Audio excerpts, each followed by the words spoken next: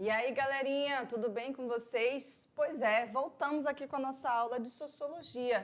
Pessoal, a gente está dando continuidade à nossa aula que fala sobre cultura.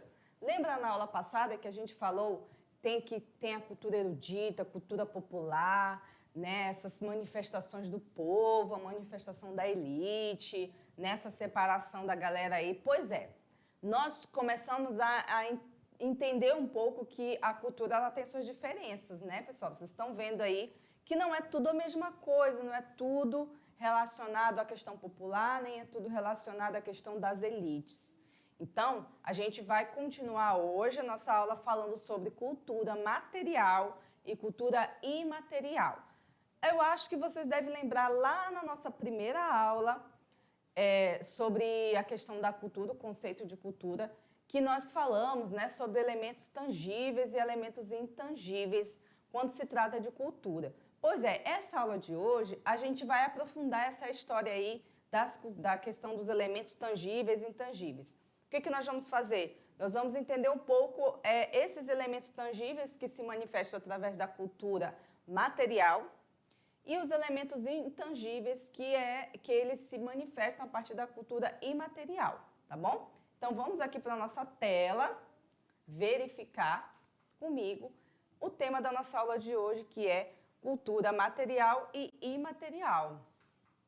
Olha só, pessoal, como é interessante a gente entender que o povo é capaz de criar, né, e dar sentido às coisas. Se não fosse a nossa capacidade de criação, nós não teríamos o que nós chamamos hoje de cultura, né? Então, nós somos capazes de criar, de recriar as coisas, de somar e de dividir culturas, práticas, crenças, né? Então, assim, só lembrando de novo, a soma de todas as criações desse povo, de nós, né, constitui exatamente o que nós chamamos de cultura.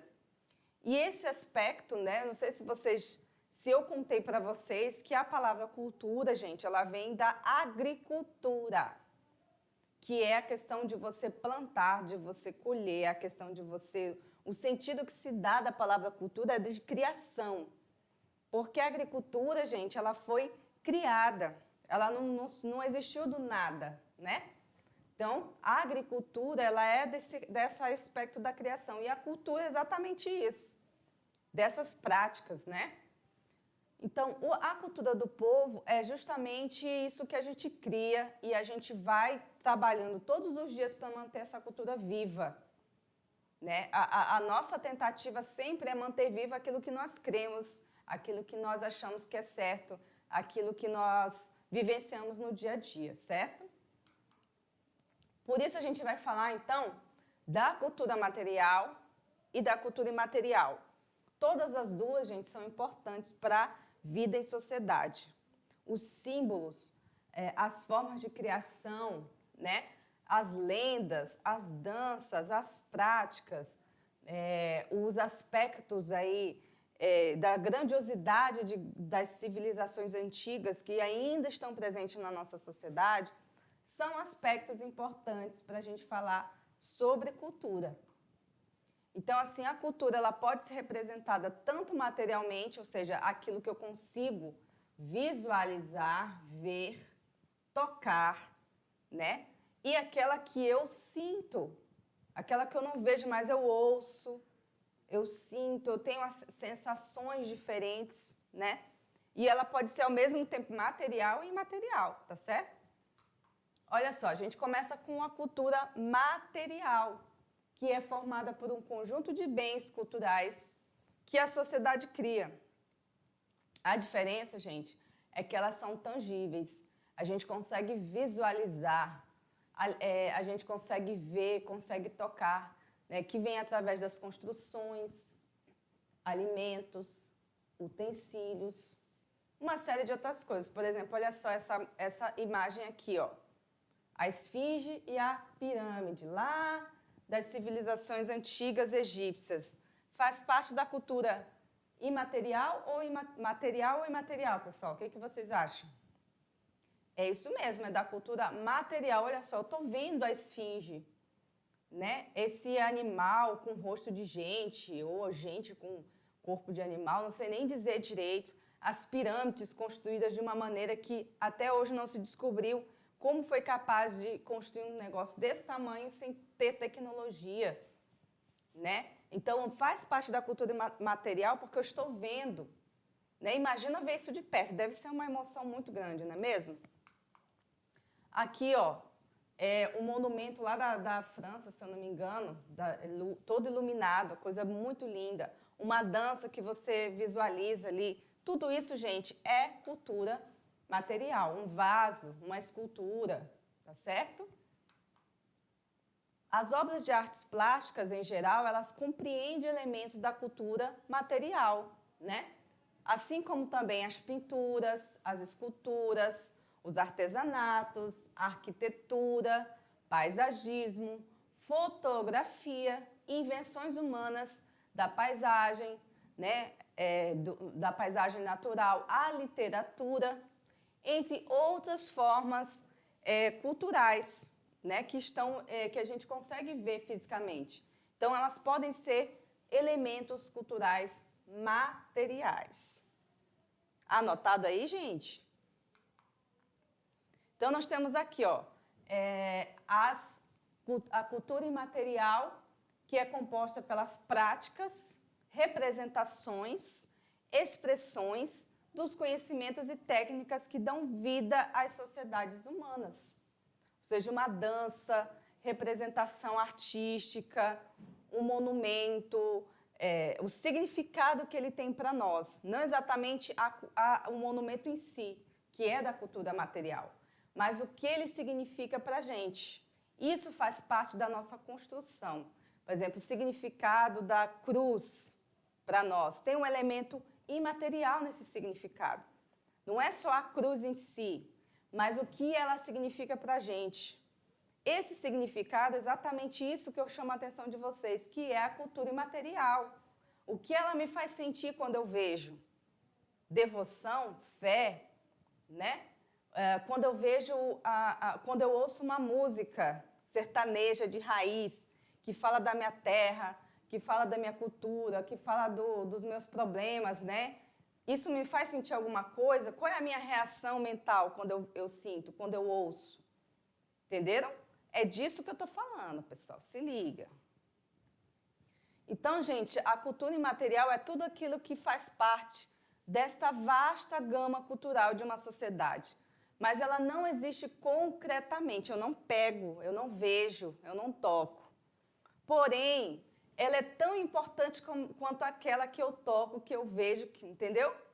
Porque ela nos ajuda a nos comunicar.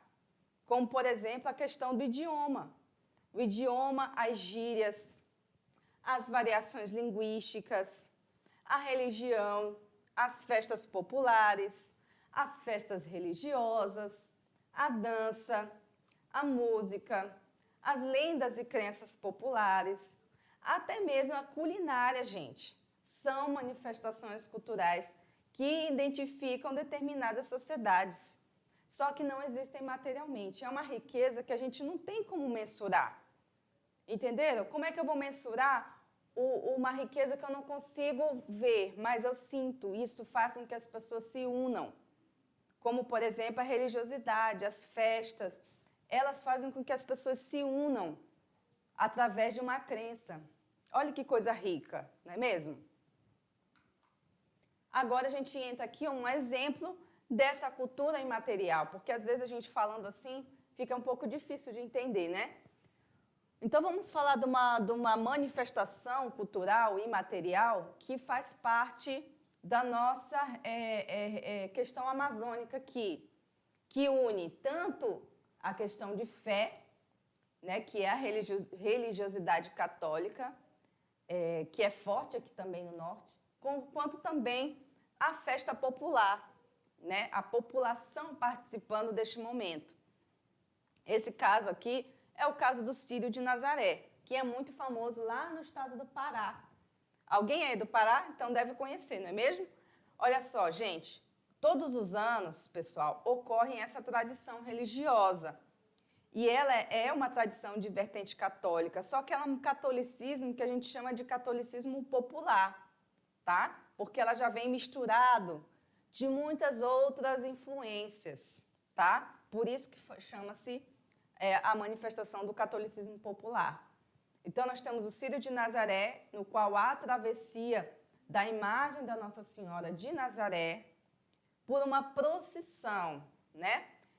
Essa procissão acontece lá no estado de Belém, tá? No estado não, na cidade, desculpa, o estado do Pará e a cidade de Belém. O Círio de Nazaré é tombado pelo IPHAN, depois a gente vai conhecer o que é o IPHAN, tá bom? Fica tranquilo, porque a gente vai falar disso aqui. Ela é tombado como patrimônio histórico cultural imaterial do Brasil. Presta atenção nisso aqui, ó. Imaterial. Por quê, professora? Se eu estou vendo a imagem aqui, ó, eu estou vendo a Nossa Senhora, eu estou vendo as pessoas, eu estou vendo a procissão. Por que, então, que ela é considerada imaterial? Porque ela é uma manifestação, gente, da religiosidade e da fé. Ou seja, a gente tem aí o sentimento das pessoas, a fé, aquilo que move os seus entendimentos. Então, não é uma questão de ver a Nossa Senhora em si, mas o sentir, o que eles sentem quando veem. Então, essa é uma questão interessante para a gente falar dessa imaterialidade. E como ela é importante para poder criar elementos materiais. Entendeu? A partir do sentir, a partir das ideias, das ideologias, é que nós vamos criar elementos materiais. Por isso que eu digo para vocês, a cultura imaterial ela é tão importante quanto a cultura material. Não é porque eu não estou vendo que isso não é importante. Beleza? Aí a gente tem aqui, ó, a chegada da festa junina no Brasil, que é outra manifestação da cultura imaterial. Vamos ver aqui como chegou. Vocês já devem ter, né, ido no arraial, aí comido as comidas juninas, né? Aquela coisa do milho, bolo de milho, o mingau. Agora você já se perguntou por uma coisa assim, quando que surgiu essa festa? De onde que veio, né? Então vamos conhecer aqui comigo de onde começou a ideia das festas juninas. Ela começou aqui do Brasil? Não. É importada da Europa por conta da nossa colonização. Então vamos ler aqui, ó. O começo da festa junina do Brasil, ela remonta ao século XVI. Olha como é antigo, hein, pessoal? Olha aí. As festas juninas eram tradições bastante populares na Península Ibérica, Portugal e Espanha. Olha aqui, ó, Portugal. Quem foi que nos colonizou, pessoal? Portugal. Por isso que a gente tem essa influência, né? Então, elas foram trazidas para cá pelos portugueses, tá? Que, durante a colonização, trouxeram essa ideia da festa junina, assim como muitas outras tradições que vieram também de Portugal para cá, pessoal. Quando ela foi introduzida no Brasil, ela era conhecida como festa joanina, não era festa junina ainda, em referência a São João. Mas, ao longo dos anos, pessoal, teve um nome alterado para festa junina em referência ao mês em que ela ocorre, que é o mês de junho. Agora está a festa, quase festa julina, porque em julho também se comemora ainda as festas juninas, né? Então, pessoal, a festa possuía um forte tom religioso. Não é só a questão de comidas típicas, ela era parte do imaginário, entendeu? Então, a conotação dessa festa, ela foi perdendo um pouco a questão da religiosidade. No começo, porque se a gente está falando aqui, ó, São João, né, questão católica e tudo mais.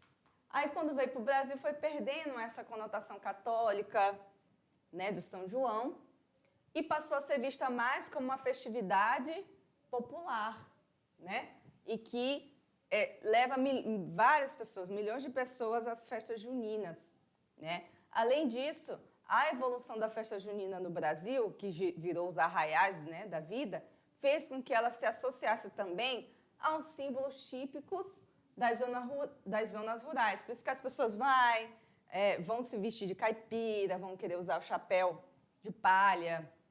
Então, vai ter aquela coisa mais caipira, aquela coisa mais da terra, do rural. Então, ela passou a se distanciar um pouco do aspecto religioso e se aproximar mais da questão da religiosidade popular, aliás, das próprias práticas populares da população do campo, né? Essa coisa do bolo de milho, do amendoim, essa coisa da paçoca, e foi trazendo essas influências para vocês terem uma ideia de como a cultura ela vai modificando seus significados. A princípio, a festa junina tinha uma conotação religiosa, do São João e tal. E agora a gente já tem o arraial, temos disputas de danças, né? As roupas mudaram de conotação, que antes era muito mais voltada para aquela roupa mais simples do campo, né? Até às vezes rasgada. Agora já virou as superproduções de roupas e adereços. E os personagens foram surgindo, vários personagens, né, nos arraiais aí, nas danças de quadrilha, que já são diferentes de quando surgiu. Então, assim, olha como a cultura ela vai mudando, né? Então, o que nós temos aqui? As nossas referências da aula de hoje, né? E a gente vai fechar fazendo geralmente essa reflexão com vocês. Percebam aí que a cultura material e imaterial, elas andam caminhando juntas. Elas caminham juntas. Por quê? Porque enquanto a gente tem um elemento material que eu vejo, que eu tenho acesso através do tocar, do ver, a cultura imaterial, ela remete ao sentir. Ela remete ao significado que essas coisas têm para mim. Se eu sou inserida, sabe, estou aqui no Brasil, no Norte, sou inserido numa cultura totalmente diferente da minha, de um país que eu não conheço, língua, vocabulário, religiosidade, festas, nada, sei lá, um país lá no Nepal, que eu nem conheço, não sei nem onde fica direito. Como que eu vou, essa cultura material que eu vou chegar lá e vou ver, talvez não tenha significado nenhum para mim. A princípio, depois eu posso me acostumar. Mas no começo há um estranhamento, porque você não tem acesso àquela cultura, você não conhece aquela cultura. Então isso vai fazer com que você demore para se ambientar. Até mesmo a culinária, quando a gente sai do Brasil ou sai da nossa região onde nós moramos e vamos lá para o outro lado, conhecer outra cultura, viajar, e aí você come uma comida que não faz parte do seu dia a dia, do seu paladar, ou até mesmo da sua cultura, você não sente? Você fica, nossa, essa comida é diferente. Algumas pessoas gostam, outras não gostam. A experiência, né, gastronômica não é muito agradável, é um tempero, é um óleo, é uma forma de preparar a alimentação que faz com que você goste muito ou não. Então, assim, isso tudo é a cultura imaterial também, porque é através do sentir. Né? Às vezes você está no lugar e sente só o cheiro de uma comida que você gosta. A gente chama até de fome afetiva, né? Pessoas que agora chamam de fome afetiva, ou seja, o mingau que a minha avó fazia quando eu era criança. Aí você sente o cheiro de alguma coisa que parecia aquele mingau. Não te remete a um sentimento? Não te remete a uma saudade, né? Te remete a uma nostalgia de uma coisa que você viveu no passado? É muito bom. Isso, gente, é cultura imaterial. A gente não tem como explicar assim exatamente, é o sentir. Ou você esteve num lugar e viu uma imagem que te remeteu a alguma questão do passado, alguma cultura, tua fé, religiosidade, e aí você vai sentir. Isso é a cultura imaterial, tá? Então, sempre imaginem que a cultura material e a cultura imaterial, elas andam juntas, elas caminham juntas, porque uma coisa vai complementar a outra, tá bom? Então, gente, é isso. Espero que vocês tenham gostado da aula, aprendido também coisas novas, como essa questão da festa junina, né? Como essa questão da cultura imaterial e material, e também trazendo para vocês sempre alguma coisa nova nas nossas aulas, tá certo? Então, gente, ficamos por aqui, a gente se vê e até mais!